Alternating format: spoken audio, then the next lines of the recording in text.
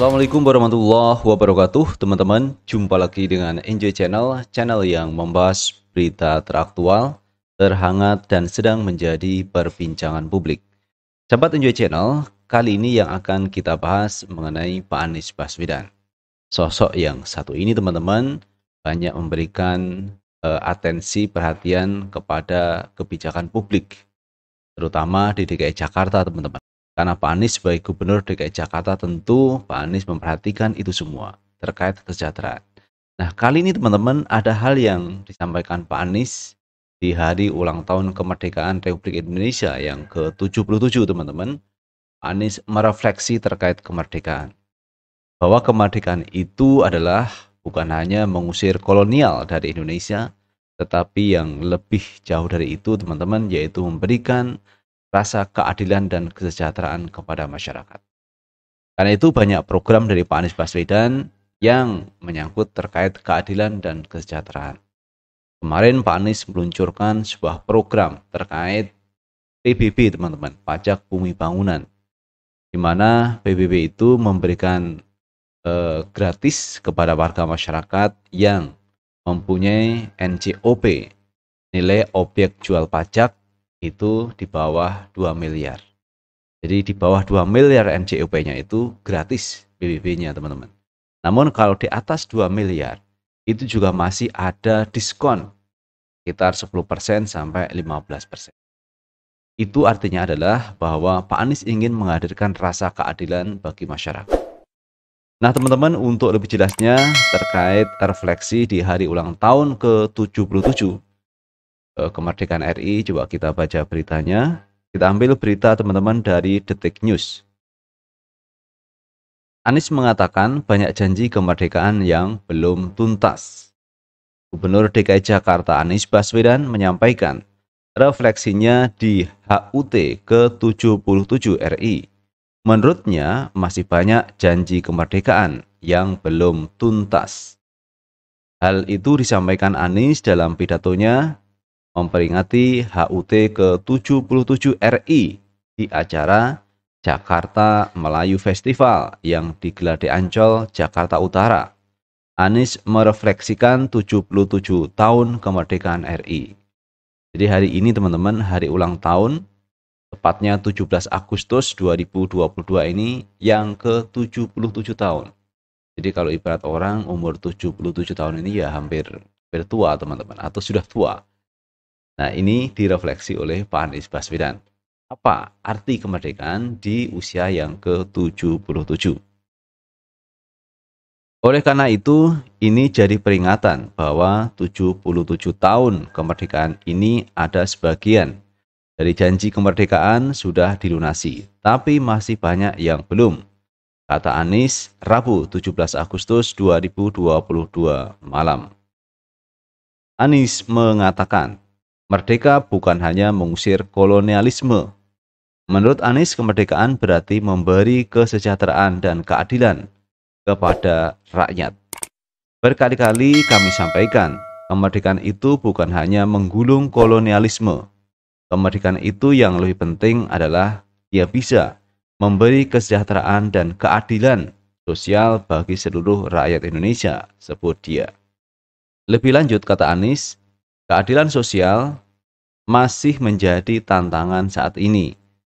Dia mengibaratkan keadilan yaitu kegiatan menyusun aturan hingga sampai mengimplementasikan di masyarakat. Memberikan rasa keadilan adalah bagaimana kita menyusun aturan di pemerintahan sampai pada eksekusi, ucap Anies Baswedan. Mantan Mendikbud itu juga menyebut keadilan sosial hanya kerap diucapkan, namun banyak pihak yang tidak menerapkan dalam kehidupannya. Tapi seringkali pada saat yang sama kita sadari, kita tidak memasukkan keadilan sosial itu pada keseharian, ujarnya. Anies menilai semua pihak kini banyak dapat manfaat usai merdeka. Dia lantas mempertanyakan timbal balik yang dilakukan semua pihak atas manfaat yang didapat itu. Dan izinkan dalam kesempatan kali ini mengingatkan saya sendiri dan kita semua bahwa ada banyak manfaat yang sudah kita dapat dari republik ini. Lalu pertanyaannya, sudah kita membayar balik atas yang sudah kita terima dari republik ini? Ujar Anies Baswedan. Ini sesuatu yang luar biasa teman-teman, arti kemerdekaan bagi kita semua. Jadi ada hal yang disampaikan Pak Anies terkait janji kemerdekaan yang sudah banyak ditunaikan, tetapi juga masih banyak juga yang belum bisa ditunaikan terkait keadilan sosial dan kesejahteraan. Dan hari ini memang pemerintah, aparat kepolisian diuji terkait arti keadilan. Karena kalau kita lihat teman-teman, ada kasus yang hari ini menjadi perhatian publik, yaitu terkait kasus tewasnya Brigadir Joshua, yang ternyata kasus ini adalah kasus pembunuhan berencana yang diotaki oleh Irjen Ferdy Sambo. Nah, ini adalah salah satu ujian di pihak kepolisian, bagaimana menegakkan keadilan, walau itu teman-teman yang melakukan adalah anggota Polri sendiri. Jadi Polri ini yang menegakkan hukum, dan Polri yang juga harus menindak anggotanya sesuai hukum yang berlaku. Kasus Ferdy Sambo teman-teman yang ini menjadi perhatian publik. Inilah yang juga dinanti oleh seluruh rakyat Indonesia. Bagaimana kepolisian menegakkan hukum atas anggotanya yang melanggar hukum. Ini kasus Ferdy Sambo yang melakukan pembunuhan berencana kepada ajudannya sendiri, yaitu Brigadir Joshua. Nah, ini yang juga diperhatikan publik teman-teman. Bagaimana polisi menerapkan keadilan sosial bagi seluruh rakyat Indonesia. Karena itu teman-teman, Pak Anies menyinggung terkait arti kemerdekaan dan juga janji kemerdekaan yang belum banyak ditunaikan mengenai keadilan dan kesejahteraan sosial. Nah, kalau kita lihat di Pemprov DKI Jakarta teman-teman, Pak Anies berupaya untuk menunaikan janji terkait keadilan dan kesejahteraan. Kita lihat teman-teman, Pak Anies ini mempunyai program kemarin itu, yaitu program PBB gratis bagi NJOP nilai jual objek pajak di bawah 2 miliar.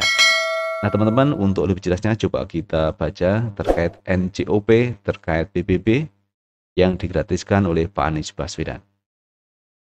Kita baca berita teman-teman dari Detik News. Anies gratiskan PBB P2 untuk rumah kegiatan keagamaan berverifikasi Kemenak.